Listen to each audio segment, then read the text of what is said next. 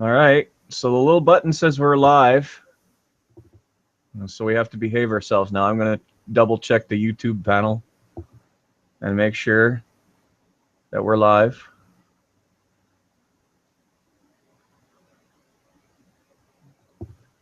So, oh, the stream is apparently offline. Did I go offline? Did you? No. Well, according to It says live. yeah, but this I'm over here at the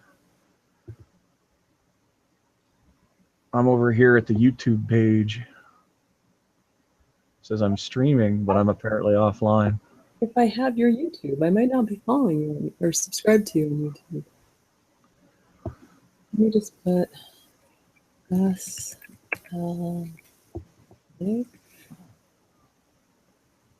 Oh gosh, I'm not subscribed. I changed that. It says that we're live now on mine. Yeah, when you try to check me out, are we actually talking or what? Yep. Oh, okay. Well, do you know? Can you see if I've got live chat? Sure. Yeah, just take a look. Chat is disabled for this live stream. No, the side chat window thingy. Yeah, on YouTube, right? Right. There's one that sits on the right hand side. Yeah. And it says it's disabled. Yeah. Well, that blows. Let me see what I can do about that. Okay. Oh, a live chat. There must be some live chat. For those of you that are watching, we're trying to figure out to get the live chat on the comment section here working. Normally I wouldn't care, but since we're actually going to have like one of these super duper mega duper hangout things, we might as well have all the bells and whistles. Not for the first time. I've wished that YouTube wouldn't make it so difficult. Not for the first time. But that's all right. I don't mind. I guess we'll just have to do our thing, I guess. I don't know. I can't seem to find out how to do the live channel. I'm taking a look at it says enable live chat. Automatically block spam messages. Syndication everywhere. Distributing options, promotions, age restrictions. No, we don't have an age restriction. It's your own business to keep your kids out of my dirty talking hangouts. It's not mine. Oh, someone joined us. Who just joined? Let me join. Lee. Okay. Hi, Lee. Oh, that's Lee. Yes. Lee, do you have any idea how to turn on the live chat? No? Yes? Lee doesn't talk. I know. She's like she or he. I don't even know if it's a he or she. It's like the Harpo Marx of the Marx Brothers. All right. Well, we're supposed to have a Star Wars hangout. We'll have a Star Wars hangout. So that being the case, you've seen the new one yet? Haven't you? Of course, yes. I did a binge watch about 3 days prior, where I watched each of 4, 5, and 6. Right. Twice before I went to see the new one, so I was really excited. Because it probably been 20 years, since I've seen some of those, maybe longer, maybe 30. Gosh, and then I went and then watched it with my family because that's what we do, and then I watched it online too. Oh yeah. Yeah, so they had, obviously, there were just so many amazing scenes. Abrams, I think, yeah, he did that. He did Alias, and he did. Do you ever remember the Macintosh commercial, 1984? If I say that to you, does that ring a bell? It was just one of the most infamous commercials of all time, and it was the first time there was a big Super Bowl commercial. Anyway, is that the one where is the one that's sort of done by 1984, like George Orwell's 1984, yeah, exactly. and the girl is like a whole bunch of guys are sitting like zombies watching a screen, and like an Olympic type athlete is like running with a hammer towards the screen and like throws it at the screen and stuff?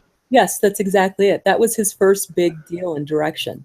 Wow, he's a lot older than I thought. Yeah, he very much is. And I was just, I never knew that at the time, but I was completely impressed with him after that. Well, I mean, I think I think my first encounter with him was through the Star Trek movies. Although I keep wanting to say that he was involved with the TV series Fringe. I know that's Alec Kurtzman and Robert Orci. Mm-hmm. And I know that both of them worked on the Star Trek movies as well. I know that those three tended to work together as a pack. You know, you get these teams of people who will always collaborate throughout different movies, right? Like, if you look around for Matt Damon, you'll usually find Ben Affleck someplace, right? Like, it's usually back and forth. If you find Kevin Smith, you'll usually find like Ben Affleck, Matt Damon, you know, people like that. The guy who plays Jay, you know. So those three were. I was particularly impressed with Fringe. I thought even in those times when Fringe seemed to be going off the rails, they always managed to pull it back. I very much liked what they did with the Star Trek movies. I think they breathed new life into those franchises. I agree.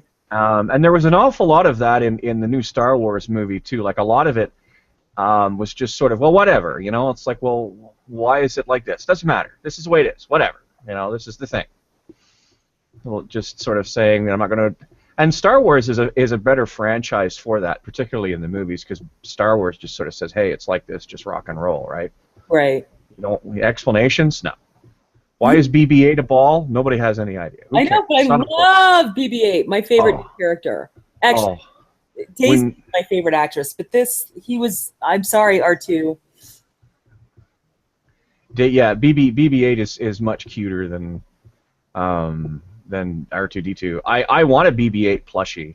I know they have like little BB-8 robots that, I mean, you'd never buy one near me because it's just, you'd die of the sticker shock. But oh, really? Yeah. Well, it's $145, right, for essentially a little BB-8 robot, and I'm already dead. Yeah, you see. So I know you're kind, my dear. You're susceptible to sticker shock. We got to give you a booster when we take you into like Saks or something. You know, when it goes on sale, then I'm willing to look. But I'm happy to just get like a plushie, you know, like a decent sized plushie of BB-8. But yeah, he is adorable. And Daisy Ridley, actually, I very much enjoy her as a female character. As a female. The problem is that a lot of female characters have there's always been something about them that's been a little off for me. Mm-hmm. Whereas I liked just about everything about Daisy Ridley. I especially adored how she interacted with Han Solo. And it's really too bad that, oh, by the way, we're going to spoiler the shit out of these movies, okay? For anybody that's listening, we are going to spoiler them, okay? We are going to say everything that we know, and if you haven't seen that movie yet, I can't help you, okay? Because I can't talk about a movie that we can't talk about. So you's all warned out there. You's all been warned. And them's what thinks that you hasn't been warned. This is live, so. But yeah, the death of Han Solo was heartbreaking on many levels. But one of the other levels was that he would never get to interact with Daisy Ridley anymore because those two had some really good lines together. And but of course, had they done that, poor Chewie would have ended up a third wheel, right? Like, because I mean, you know, Chewie's magic with Han is like, well, you know, Han says something and then Chewie goes, and you don't know what the hell Chewie's saying, but it's like a Bob Newhart sketch where, you know, Han is sort of, you know, clowning off of that. But in a situation where you've got two people saying witty things back and forth to each other, a guy behind them making animal howls isn't going to cut it. So I knew that. But the other thing that the other thing that I'm hoping is that Han being gone, I hope Daisy, you know, forges a relationship with Chewie. Although poor Chewbacca, I don't know what he's going to do. Like he's not going to know what to do with himself. Poor Chewbacca. Like I don't know what's going to happen to him now, because I mean Han was his like best friend in the universe. Like, right. the members of Chewbacca's family aren't even as close to him as Han is. You know? I agree. Well, it's going to be too bad. In the old extended universe, actually, the old canon, it was Chewbacca that died first. Oh. Yeah, and you see, just about every widespread canon has a group of people that come from outside and break the rules, right? So in Star Trek, it was the Borg, right? You had this unstoppable, implacable, Mongol-like enemy that came from outside, played by their own rules, and they were very mysterious, but they were unstoppable. In the old Star Wars canon, these people were called the Yuuzhan Vong, and they were a very ugly, nasty people who came from beyond the Outer Rim, who hated hard technology because they thought it was an offense unto their gods. And these guys were really big on pain. And they essentially did a jihad, and I do use that word jihad because for them it was a holy war, where they came into the inner sphere. But the thing about the Yuuzhan Vong was that Jedi powers didn't work around them, right? So this new Jedi cadre that Luke Skywalker had been, creating for 30 or 40 years by this point, I mean, they just, most of their powers were just fuckered. But what they ended up doing was the Vong essentially threw a moon at a planet. I can't remember which one it was, but Chewie was on the planet, and the Yuuzhan Vong, they used biotechnology, like their ships are alive, their weapons are alive, their armor's alive, their toilet paper's alive, whatever. And they used their biotechnology to basically grab the planet's nearby moon and throw it at the planet, which is bad for planets. And poor Chewie was sort of on one planet, and that's how he was killed in the old canon. So, and the fans went nuts. Like the guy who wrote that book got like death threats. It was crazy. Wow. Yeah. Like this is how stupid people who some of the fanatics can be about this, right? Like just really, really dumb. So, yeah. Who's DR, Lee? Who's DR? Darth Revan? No. Who's DR? Terrible. It was a bit iffy to me, but DR was great. I want a DR plushie. Was that someone from 1, 2, and 3? Oh, Daisy Ridley. He says he wants a Daisy Ridley plushie. Yeah, and that's so funny that we're calling her. She's so good. We're not calling her by her name. We call her by her real life name. I mean, that's how amazing she was in my book. Yeah, I think the toy companies have made a really big mistake in not pushing her as hard as they've pushed some of the other figures. I think they might in the subsequent ones, don't you think? Of course, yeah. I mean, capitalism, the one thing that capitalism does well is that it responds to market forces. Right. That's the only thing it's probably one of the most responsive organisms out there, is that if people want it and there's money to be made, somebody will do it. Yeah. It's just that, the old idea was that there were girls' toys and there were boys' toys, and boys didn't play with girl toys and girls didn't play with boy toys. This is what happens when your executives are all from fucking 1955, right? And it's like, whatever. So hopefully that's being sorted out. But so what was your favorite scene in episode 7? Okay, it's what I call the Nazi scene. You know what I'm talking about. Was that the one where Admiral Hoke or whatever, Admiral Hawks or whatever his name is standing on that planet that's part super weapon with all the snow and stuff, and it was he's looking out over fields and fields of stormtroopers, and it was fascinating to me because what I loved was the monochromatic look. Yeah. And I don't know how he filmed it. I mean, it just set a certain tone. It wasn't as fearful as some aspects of Star Wars, but it was like you went into the unknown. Your whole body. I mean, it was like, what's next? And, because of Star Wars, we knew what was next, unfortunately.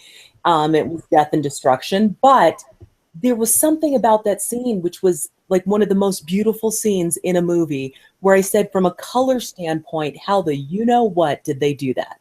Right. Like I thought my eyes were playing tricks on me. It was that beautiful. It's worth seeing the movie just to see that scene. Cool. Cool. What was yours? It's actually been a couple of weeks since I've seen it.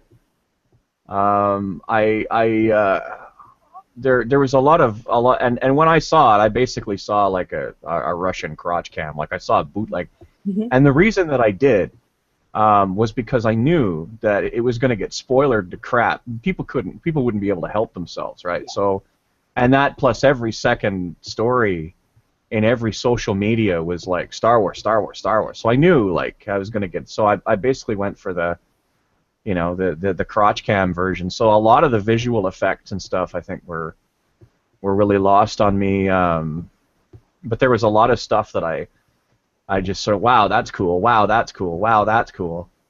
Trying to focus on any single one though, it's tough. The Daisy Ridley trying to fly the Millennium Falcon was just fucking hilarious. She Yes. spent more time grinding that thing along the Yeah, sand on right, Jakku. right. I'm just like, I'm glad fucking Han and Chewie weren't there, because Han would have had a stroke. Like, get it up off the sand. What's wrong with you? Right. But that was pretty funny. That was a great scene. I also liked before that when we got to see. I don't remember seeing a star, a trooper anyway, before like seeing the face of one before we got to see Finn. And You're with right. the blood on his mask and the like, there was just a couple of things I was like, wow, I didn't realize until that point that they were actually real people. Right. Still in the mindset that they were, clones, but not. I remember when I was a kid, when I was about 9 years old, having an argument with my big brother that they were robots.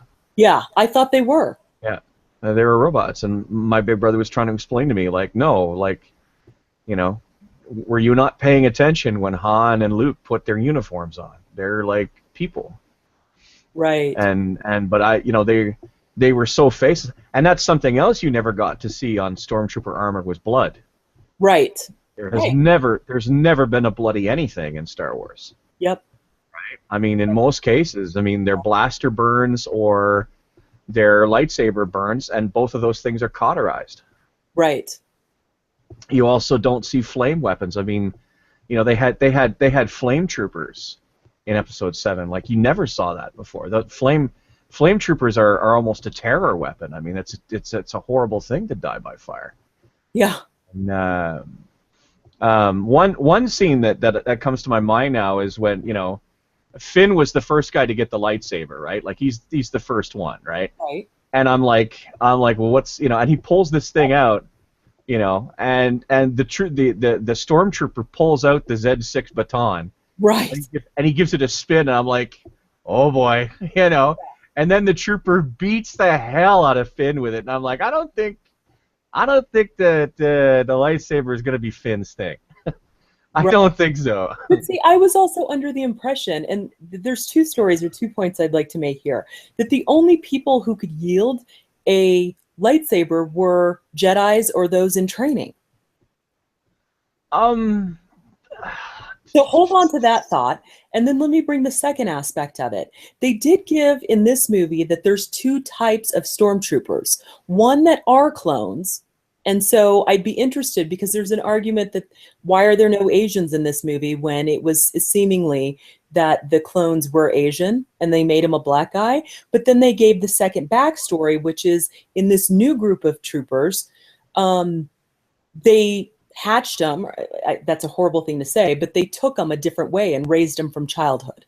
So that was interesting to know that they needed reprogramming because of it. So go back to the first point. Which is the lightsaber. I really did think that is that new? Was I wrong? Traditionally, the Jedi have been the ones to wield a lightsaber because they're very dangerous weapons. They're every bit as dangerous to the wielder as they are to the enemy. Okay. And it takes a lot of special skill to put one exactly where you want one. Mm-hmm. I mean, the next time you get a chance, I mean, you come from an athletic education background. So you've probably picked up like a hockey stick or whatever before. Imagine holding a hockey stick one-handed, okay, and start about a foot up the stick, and then just paint the rest of the stick red, and just swing it around a bit, and imagine that every piece that accidentally touches you that's red cuts off a chunk of your body. Mm-hmm. And imagine how many times you'd have killed yourself in the first 5 minutes just trying to play with that thing. Right. Lightsabers are very, and the reason that students often get what are known as practice sabers is because, otherwise they'll accidentally kill themselves, kill each other. The clone thing, though, it kind of threw me for a bit when you said Asian, and then I had to remember, oh yeah, Southeast Asia does include Polynesia and all those other areas. Mm-hmm.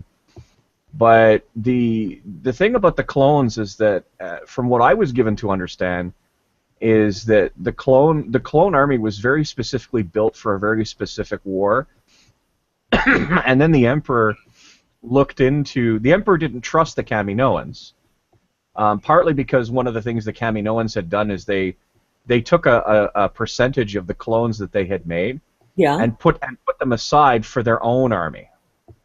Right, and nobody had known about this until shortly after Palpatine took over. The Kaminoans tried to use that army to rebel against the Empire, and to separate Kamino and sort of create it as an armed camp. And so after that, the Emperor basically wiped out the Kaminoans, destroyed their cities, destroyed their clone facilities. And then after that, it was the only other place that you could get reliable clones were from a race called the Sparti. Now, the Sparti clones were actually they could actually make a clone even faster than the Kaminoans could, but the Sparti clones were all nuts. Like they within months of coming out of the canister, they were all like, so you don't need any of that. So essentially, the Emperor just stopped using clones. Plus, clones are expensive, and I mean, he's an emperor of 1,000 worlds, so he just went and recruited. That's all. You just recruit guys, and then what you do is you put them through a conditioning process, which is no different for them than it would be for a modern army. I mean, a modern army teaches you to think a certain way, teaches you to react a certain way, teaches you to kill without remorse when the time, or to kill without hesitation when the time comes. Right. It was the same thing. It's just that, just like in any army, I mean, a human being, every now and then you'll get a human being that decides that that's just not for him anymore, Mm-hmm. So, and from what I was able to gather was that Finn was just sort of grabbed up at a very young age and sort of thrown into the Imperial war machine as a child, and then just indoctrinated from childhood into the First Order's ideas, right? So. Right. You think we'll get his backstory? Oh, definitely. I mean, we may not see it fully on screen, but we'll get it from somewhere, if we haven't already in a novelization. Unfortunately, because of, there's only so much they can put on the screen, a lot of what you're going to find out from this guy is available through, like, comic books and novels and stuff, and that's how the extended universe has worked, and that's how it's going to keep working. Yeah, okay. And the extended universe is actually very useful for making some things make sense that otherwise wouldn't. I mean, you look at Anakin Skywalker's fall in Episode 3, and I mean, it's just like 1 minute he's a Jedi, the next minute he's pledging himself to Palpatine, and it's like, whoa, like. But if you ever read the novelization of Episode 3, it makes a lot more sense, right? Because it's something that lends itself better to a novel than to a movie. Okay. Yeah, that's absolutely fair. Backstory really quick. What do you think this movie would have been like? And I know this is, all speculation. Had the creator, I just forgot his name, help me out. George Lucas? Thank you. Been more involved, because he quit midway. Did he? Is that what happened? Because I thought Disney basically backed a truck of money up to his friggin' thing and then said, listen, this is ours now. We bought it fair and square. You stay there on Skywalker Ranch. And I suspect that is what happened. I'm actually not as well versed on how involved Lucas was with this new movie. I suspect that, I mean, directors are like gods, right? And they tend to say, "Thou shalt have no other gods before me." So having like two titanic egos Right. crashing on a set like that, I could imagine would just be toxic. And with $4 billion on the line, I mean, Disney would just have gone, listen, George, we gave you a bunch of money, man. Go and find something to do with that money that doesn't involve being a pain in our balls. Right. So, but if he'd had more control, honestly, I think it would have been. I think it would have looked like a very different movie. Yeah. I think it would have. One of the traditional mistakes that George Lucas makes is he has always emphasized the spectacle over the story. And that was one of the big complaints about episodes 1, 2, and 3 was that the story was not well done, Yeah. and it was concentrating on like effects and stuff. So I think we would have seen that. Right. Yep. But Well, I'm telling you, when I saw Yoda fly in the air and with his lightsaber, I almost peed my pants. I was like, all right, that's it. I mean, it just turned into a comedy for me. well, I mean, And I know Yoda was a lot younger then, and he, no. It was just too much. part of the problem is that we were introduced to Yoda in a very different setting under very different circumstances, Yeah. and we never had time to make the transition. There was a lot of shit that got shoehorned into episodes 1, 2, and 3 that really should have been dealt with in their own movies. I'm glad that you said that because Disney's taking a different approach. They're every year and a half to 2 years now, they're releasing a new Star Wars, but in between, Star Wars.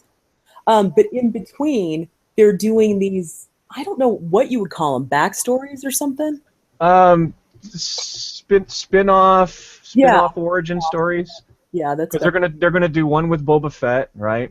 They're gonna do one with Han Solo. They're gonna do one. They're gonna do one called Rogue One, I think, which is it's at least one movie about the group of rebels that were originally tasked to get the first plans to the Death Star. Ah. Yeah, so but I mean Disney's got the money to do this, and Yeah, I agree. and they finally found a set of formulas that works, right? I mean, look at their superhero movies.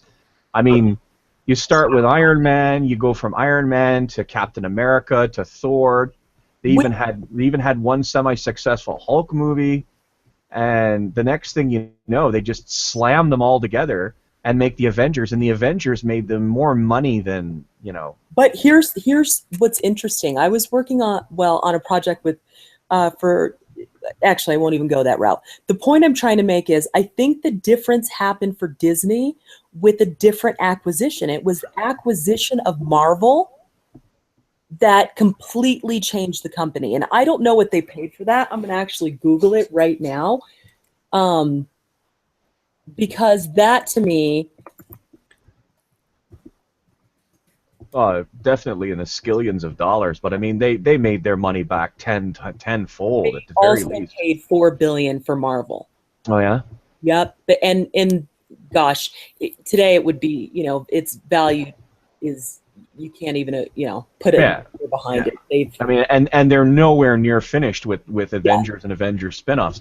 We've still got one more, I think, Captain America movie. They're just doing Ant-Man. They're going to do another Ant-Man movie.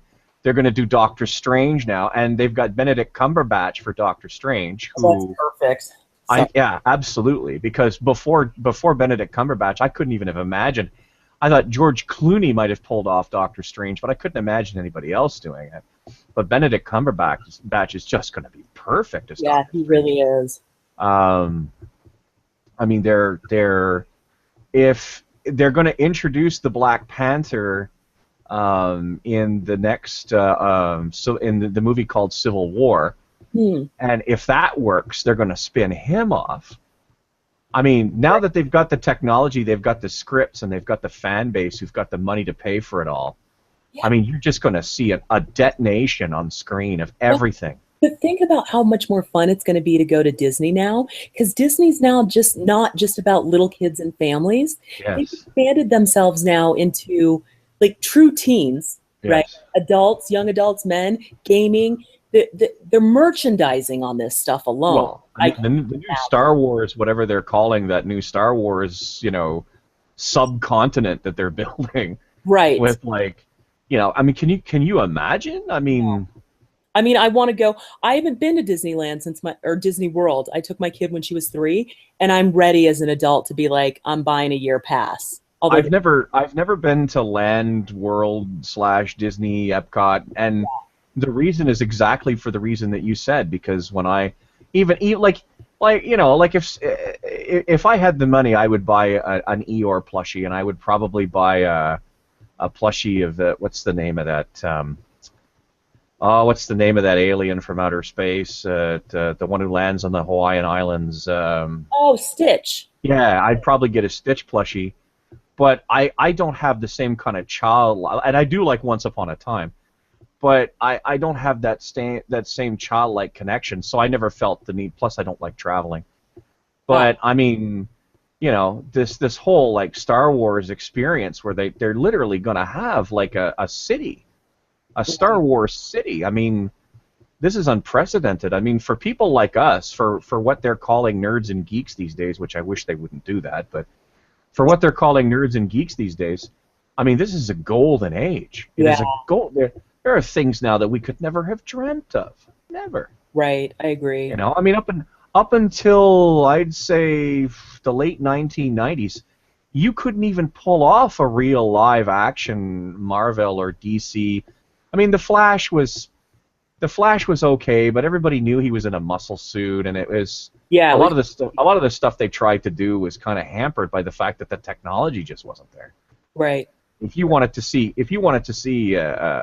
Marvel or DC comic heroes, you had to watch cartoons. Right. And some of them were really good, I've often talked about the 1990s Batman series, the one that was essentially the one that had the revolutionary step where they drew all the scenes and stuff on black paper instead of white paper. And that's why that's why like in that series everything really looks so film noir. It's because they were using base black paper to draw everything on, you know, and but yeah, so this is a golden age now. If I mean, and DC, who, you know, hasn't been very successful with movies, but they've been able to clean up on TV the way Marvel hasn't necessarily. Right. They've got the Arrow, the Flash, the the Legends of Tomorrow, which is basically all the sub-characters in the Arrow and the Flash that in any other TV series would just be like walk-on guest roles.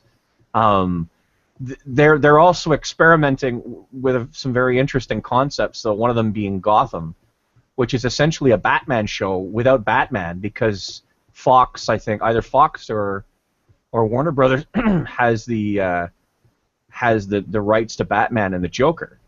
So essentially they can't use Batman, but they essentially created a show centered around Commissioner Gordon. Oh. Right. Cool. Yeah, and it's a good show. Like, for all of its periodically goofy moments, it's a good show. And so this is going to be an interesting concept. I mean, you know, and I've also heard that they're coming out with a Krypton show, which is basically similar. Like, it's a Superman show without Superman. I guess they're going to, you know, I guess the next one will be Themyscira, which will be like a Wonder Woman show without Wonder Woman, and then I guess they'll have Atlantis, which will be an Aquaman show about Aquaman, but nobody will notice. You know, and they're finally coming out with a Wonder Woman movie. I've seen some shots of it, and they finally got it right for her. So who's playing her? Because I have a really hard time, because when I think of the Wonder Woman, and of course I'm forgetting her name now. Help me out. Linda Blair, I think. No. Linda Carter. Yeah. Oh my gosh, she was a you-know-what brick house. Oh yeah, I mean she was a 1950s pinup girl in the 70s with full hips, yes, strong arms, yes, big thighs on her. Like, yeah, she was. You know, if you taught that woman how to box, she could knock your fucking lights out. The challenge I had is I don't know a single actress today that has anything close to what she had. And now Lucy Lawless, someone said. Yeah, the problem with Lucy Lawless is that she's too old and she's too tainted by the whole warrior princess thing. You're right. The girl that they got is some little Israeli waif named Gal Gadot, and You know, it's like, oh, great, she doesn't weigh but a buck and some change, fucking soaking wet, and you're gonna, all right, whatever. I would like to have seen them get Ronda Rousey, but I mean, she's still sort of knee deep in her MMA career. And I don't think that Ronda can act.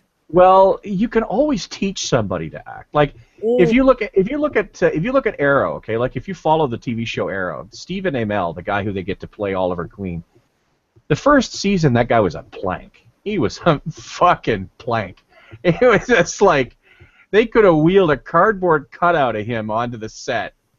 And then somewhere between the end of first season and the beginning of second season, somebody clued him in that you can use your face to make expressions. That's so long. And from that point onwards, he was off to the races. I mean, it's the same thing with Kirsten Stewart, right? Like, you know, for the first couple of movies of like Twilight or whatever, I mean, she was a brick, right? But I've seen movies with her that do have, you know, facial expressions, and she is allowed to act, and she's not that bad at it. And you know, I mean, some actors get better over time, and I think Ronda Rousey would be one of them. I think she could do the job. She's been in movies. It's just get her out of those beefcake movies where like, oh, it's Ronda Rousey. I wonder what she's going to do in this movie. Oh, she's going to kick somebody's head in. Well, there's a stretch. Right. You know what I mean? Like, I'm not saying that she should have to do Shakespeare, although that would be pretty funny. But you know, definitely like if she never gets challenged and she never gets encouraged to grow. That's the industry, right? Like they pigeonhole the shit out of you. Like, what is she, $135? Who? Ronda Rousey? No, she's a big beefy girl. No, I remember looking at. She can't be over. Where the hell is Scientist Sam when we need him? He'd come in here and fucking tell us her proportions. She can't be over $140. She's $135. She's 5'7", 135. I remember reading that about her. And I just don't know if she has curves or not. She looks pretty bricky. Yeah, but Wonder Woman isn't supposed to have. I mean, yes, she is, but that's because the guy who originally drew her like a 19.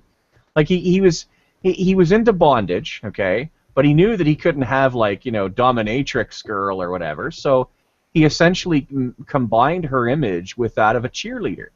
That's why Wonder Woman looks like a Dallas. You ever notice how that Wonder Woman looks like a Dallas Cowboys cheerleader with a tiara? Totally. You know, like you look at her and then you look at the Dallas Cowboys cheerleading team, and I guess the Dallas Cowboys cheerleaders have little vests, right, and boots, but there's not that much difference. I mean, she's the woman. I think you find an actress and you teach her how to fight. But I'm looking at some images of Rhonda. The other issue is she's not very well endowed.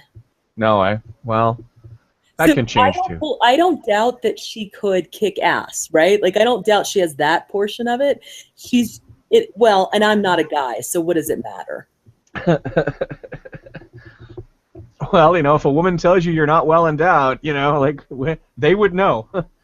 No, honey, these are breasts. You don't have breasts. Look, compare. I mean, Linda Carter was just the bomb. Let's face it. She was. Absolutely, she was. She will always be Wonder Woman to anybody who is able to see her show. But yeah, no, you know, going back to the Star Wars thing, yeah, absolutely. I mean, they can do stuff. Disney can do stuff with Star Wars now that we only dreamed of, and you know, we're gonna get more spin-off movies. We're gonna get, you know, plenty of stuff. I mean, I wouldn't be surprised if maybe 5-6 years down the road they started talking about going back and redoing episode 1, 2, and 3. Wouldn't surprise me at all. And George Lucas wouldn't be able to say fuck all about it.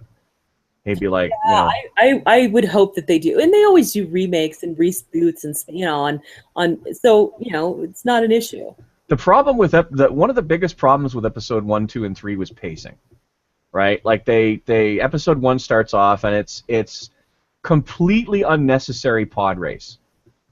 Like it was a gorgeous spectacle. Like it was like Ben-Hur at like I was thinking that same thing. At 400 kilometers an hour, it was like Ben-Hur with rednecks on the track taking shots at the racers, right? Like right.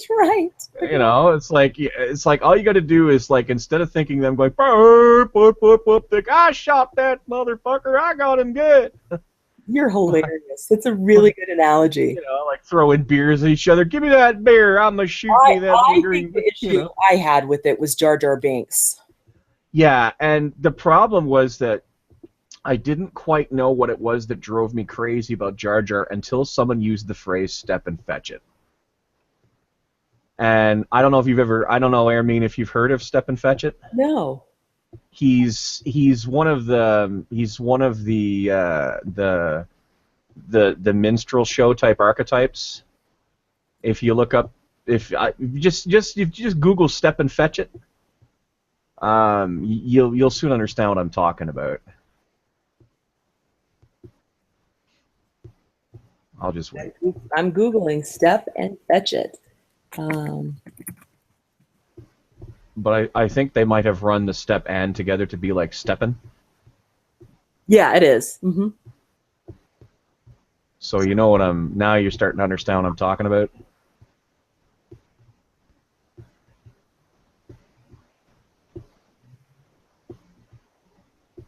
The laziest man in the world. Huh. Played by Yeah. a man with a big underbite, showing a big lower. Okay. Yeah. Yeah, it's the way he would walk around, sort of that slouch walk he does, is basically the same as Step and Fetch It. And so that was what really got me, was like, oh my God, this is George Lucas's idea of a Jamaican. You know what I mean? Like, this is. Oh, you know why I'd never thought that about Lucas? He's married to a black chick. Man, she wouldn't let that shit fly. Yeah, but if you also look at Episode 1, like, what's one of the first things that happens in Episode 1, right? You got two Jedi show up in a little Republic cruiser, and they show up to Naboo, and Naboo is ringed in a bunch of Trade Federation cruisers, and there's a blockade, right? So they communicate to the guy, and the guy's like, blockade, that's perfectly legal, right? What does that sound like to you? What are those dudes all look and sound like to you? Gosh, I don't remember that as well as you do. Say it again, because it was funny. Yeah, it's just like, as you know. What did it sound like? Oh, okay. As you know, a blockade is perfectly legal. You know, like it's essentially they're basically caricatures of Chinese people, right? Like the ornate Mandarin like headdresses and like they're meant to be Fu Manchu style.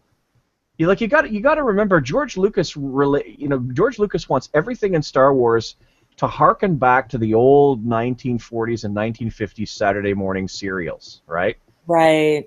The sort of the kind of stuff you used to be able to watch on a show called Matinee at the Bijou, and so all those enemies were very, they were very two-dimensional.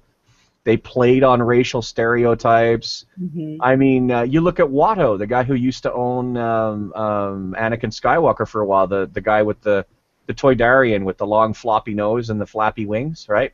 Mm-hmm. Hey, you're not going to find another hyperdrive like that here. Hey, like the money-grubbing Mediterranean merchant. Maybe he's Jewish, maybe he's not. Maybe he's Italian, maybe he's not. Maybe he's the worst of what everybody thinks all those people. Like just that there was a lot of like racial undertones, and the biggest set of them was Jar Jar. Now, as time went on, Jar Jar's role became much. You kept wondering, why do we keep seeing Jar? Excuse me. You keep wondering, why do we keep seeing Jar Jar? Jar Jar is essentially there as a useful idiot. When the time comes, he's the one that decides. He's the one that casts the vote to create the Army of the Republic, right?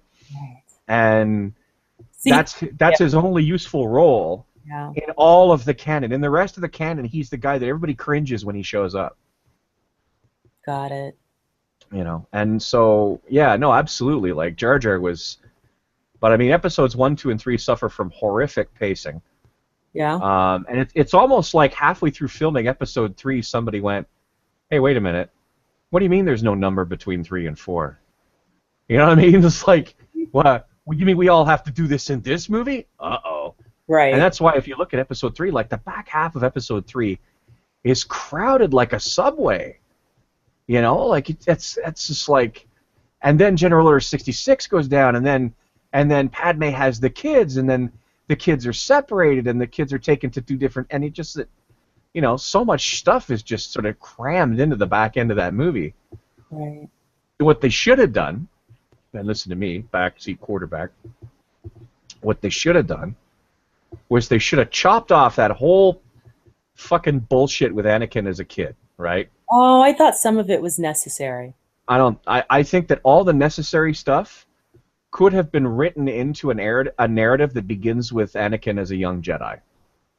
It could have been folded into that. And then, you know, and then that way there, you have a much more cohesive, you know, you don't have the series wasting time. Right. And that's fair. And maybe I'll go back and see him again if I'm really bored one day, or maybe while I'm working out. That's a great time to look at old movies. But yeah, there's nowhere to say, but I struggled with it, with those three.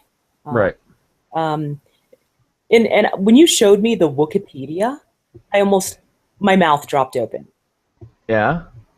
Because what I was looking for, I have this strange suspicion that, and people think I am batshit, but we'll see what happens, that Daisy Ridley is Obi-Wan's granddaughter. Oh, yeah? And, you know, I have a lot of things to point to in it, but mainly because if it was, first of all, if it was the twin, again, that was separated, or a kid, you know, of Kylo Ren, I'd shoot the whole franchise. Right? Well, it's tough to tell. I mean... Yeah, so if this is Leia and Han's kid, I might be done at that point. I'd be so frustrated. I don't think that's the case. The second thing is, if it's Luke's kid, having a harder time with that one, because it's almost like that's what they want you to think. I think the twist is if it's Obi-Wan's. And I think, you know, everyone gave a yeah, but specifically, she has the ability, like, she is growing in her skills greater than anyone that we know. Yeah, like she's... Now, I don't know if that's just J.J. Abrams and the way he plays fast and loose with stuff, like, or... Yeah.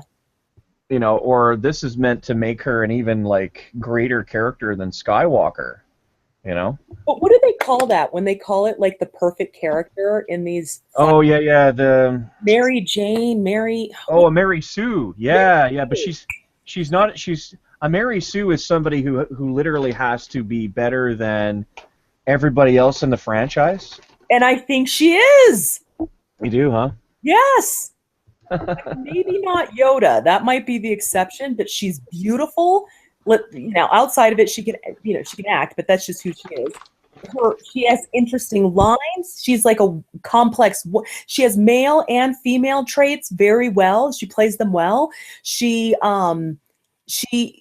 busting through Jedi training without ever having any, right? Like at eclipsing anything, and just the Force is stronger with her than we've seen with anything. The fear I have for her is, does she go to the dark side? Because if she goes dark, I mean, that would be a scary one. That's an interesting question. Well, we've got 2 movies to find out if she will or not. Well, at least, right? Yeah, that'll be really, really interesting to see how. The thing is, I don't think Kylo Ren can pull her to the dark side. No. I think it's going to have to be whoever this new guy is. Right. So to me, that's a compelling story. Then you have, but what else is it about her? So she is like a Mary Sue. That was the word I was looking for. Thank you. In my opinion, at least at this point, what else is there about her? I wonder if she knows how to use the lightsaber so well, because it was in Obi-Wan's. Obi-Wan was holding on for it for Luke because his father's for so long.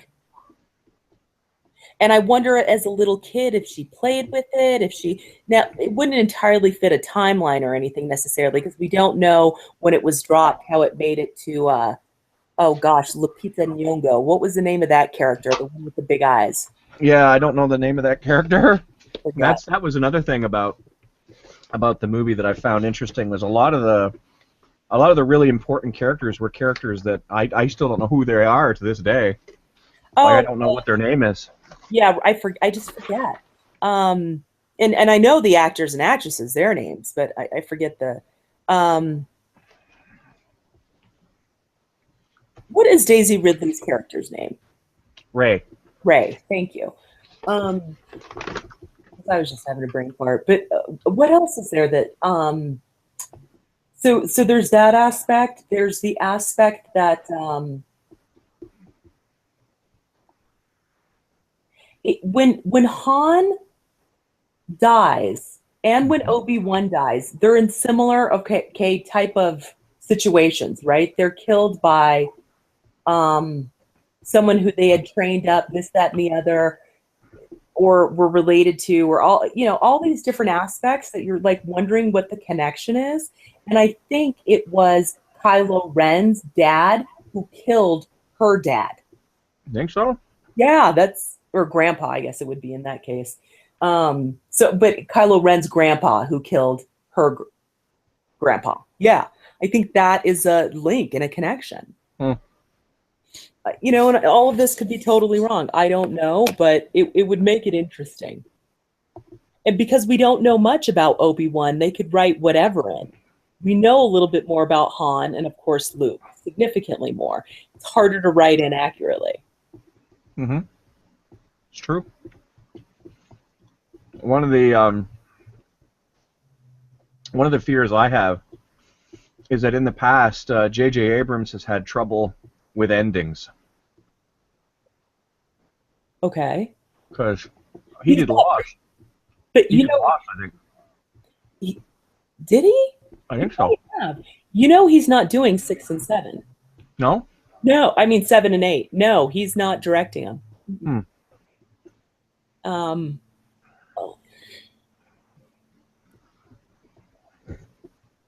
wonder who they got to do those.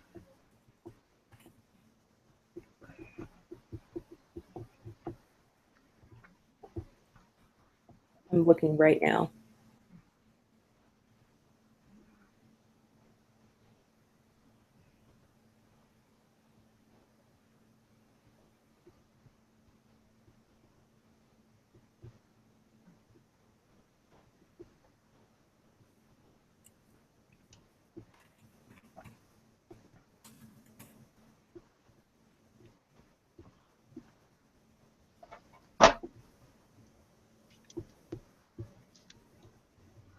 Ryan Johnson is doing 8, or Rian Johnson.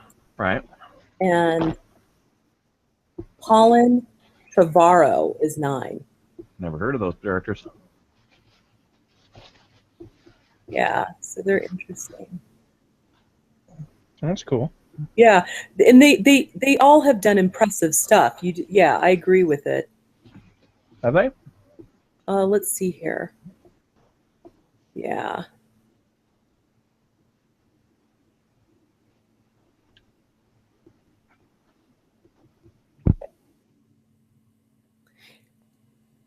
Let's see here. 3 episodes of Breaking Bad. He won some Sundance Festival stuff, but it's almost like they're not taking the biggest names.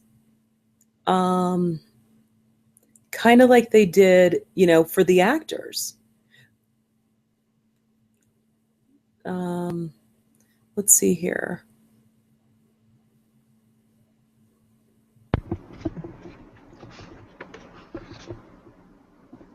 Oh, he did Jurassic World, Colin Trevorrow.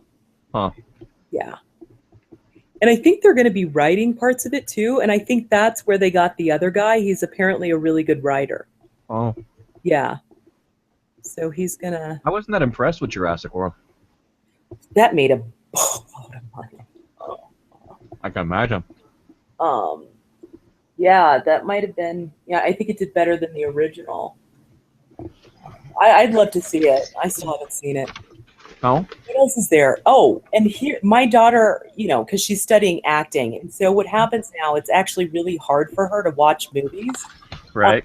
because she can tell exactly like what's going on with the characters, their backstory, what the actor did, and she's like, point blank, she did not like aspects of Abrams because she felt that he made Finn as well as Kylo Ren overact.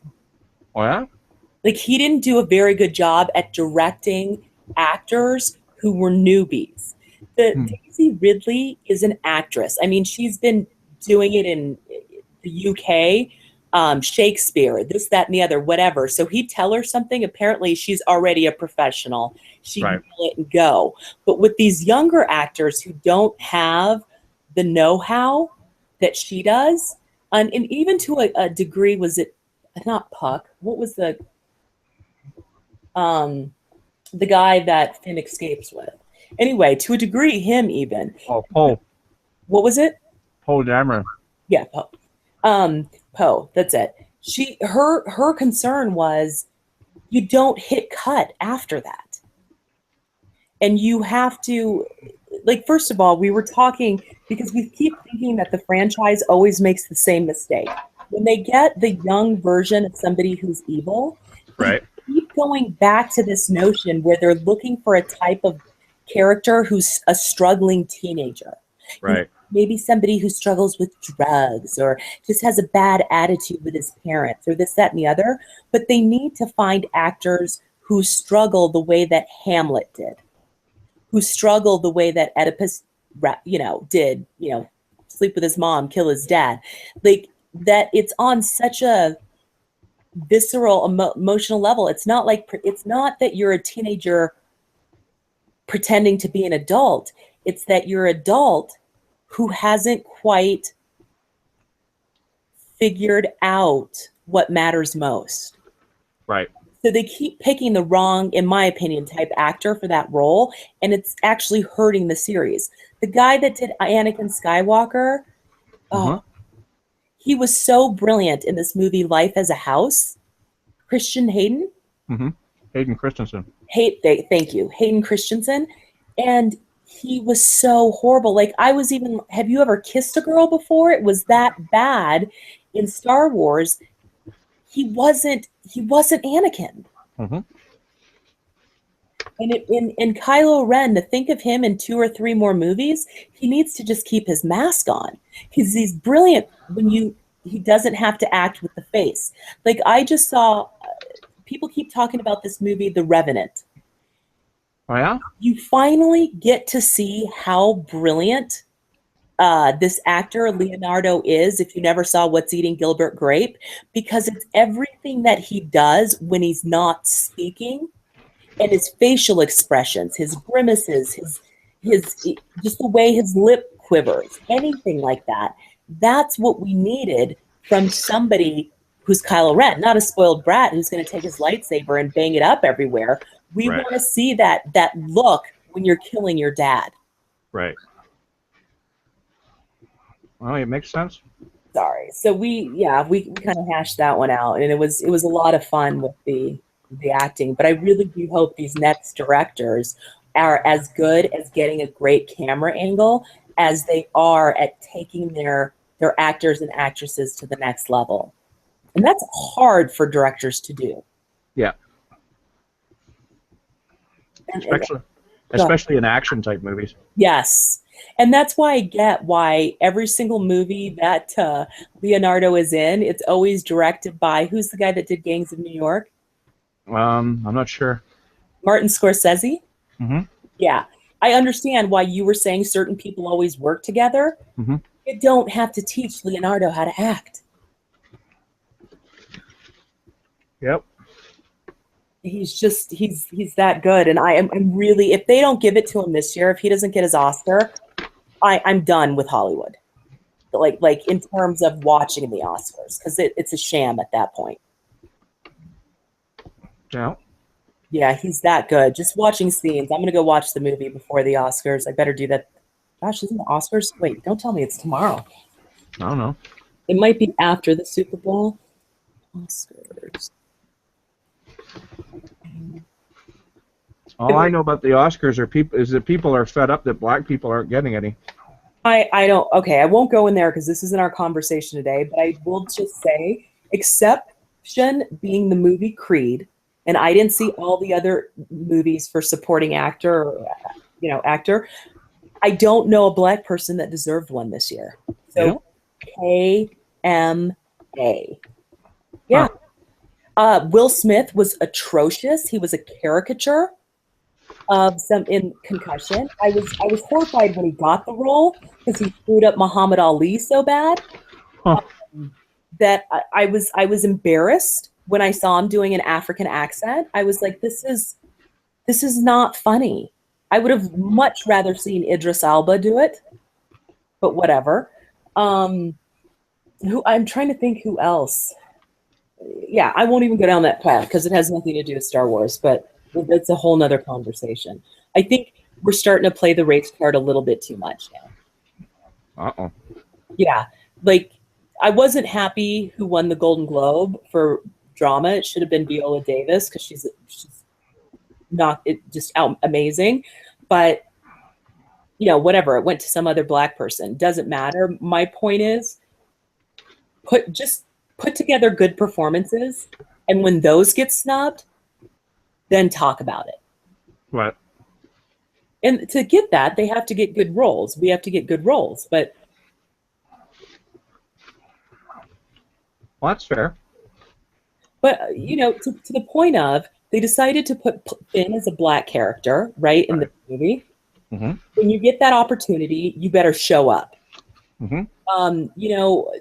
The big frustration, I think, was with what is her name? Jada Pinkett Smith and Will Smith. And the reality of it is they own a production company. But like Ari says, they can't seem to put out anything better than movies with him and his son. Come on. You have all this movie like money. You can start financing movies and putting out stories out about that need to be told. And the book could be written in two white people and you put black people faces. It doesn't matter. Just don't make sure they say yes. Please don't step and fetch them or whatever. But yeah, so I get aggravated with that. But I thought it was really interesting. If you look at the trailer that they put out, they totally confused people with the trailer, didn't they? Like, because Twitter was going crazy after the trailer. Oh my God, I can't believe all these people of color in the future. Like, they were really mad. Mm-hmm. But then you saw the movie and you understand we have this heroine, and it's not, in fact, how it was originally laid out. So we'll see what happens. I agree. I'm just trying to talk because I know you're eating. Yeah, sorry about that. It's completely fine. You got to eat. I was expecting there to be more people here. Me too. And usually I wouldn't be able to get a word in or finished or whatever with some of them. Well, they're lost. Yeah. Huh. Cracks me up. Have you watched any of the animated Clone Wars? No, I'm not really. I just don't watch that much TV. And so that would be something further down on my list. And when I do, I think the last animated anything I've seen was Director Hershey, I don't know, Princess Mononoke, Spirited Away, that guy. I really like the Japanese, but not the their animation, but not the I forget what the Power Ranger style. I don't like that. Right. Anime I don't like, but the other animation I do. That's cool. Yeah.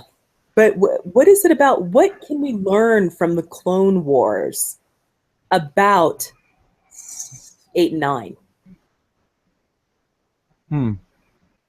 From the cartoon, is there anything you think that will about episodes 8 and 9? I'm not sure.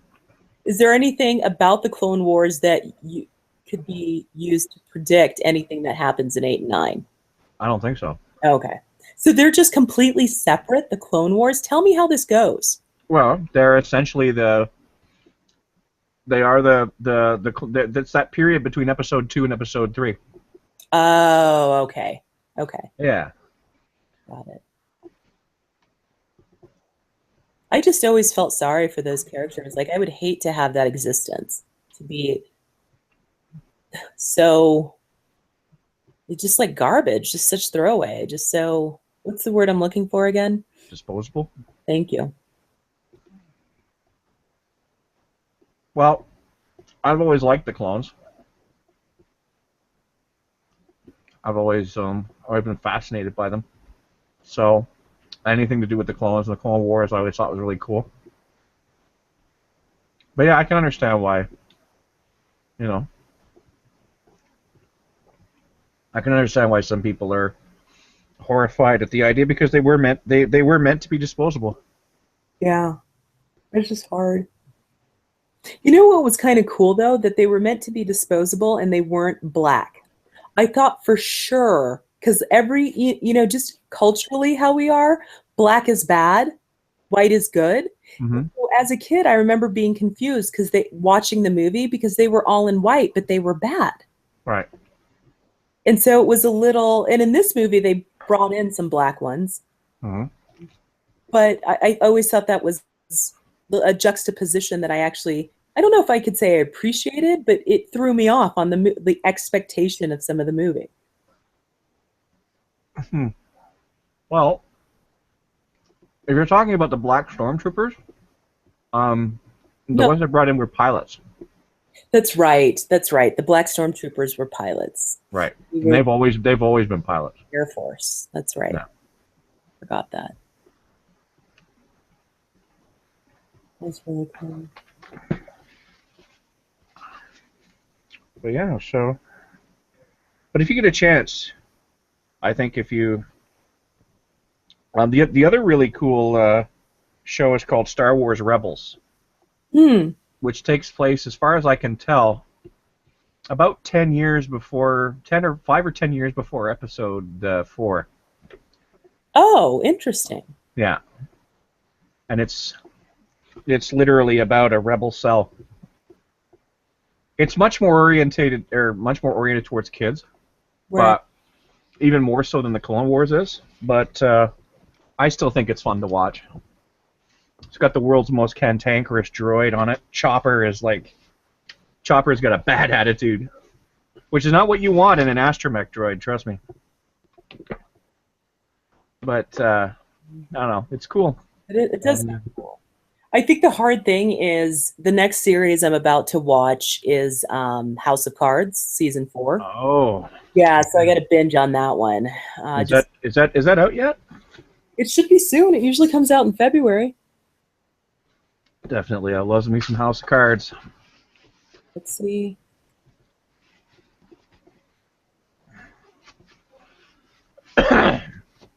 Wow, House of Cards renewed for season 5, but season 4 will be the creator's last. Oh, that could be a problem.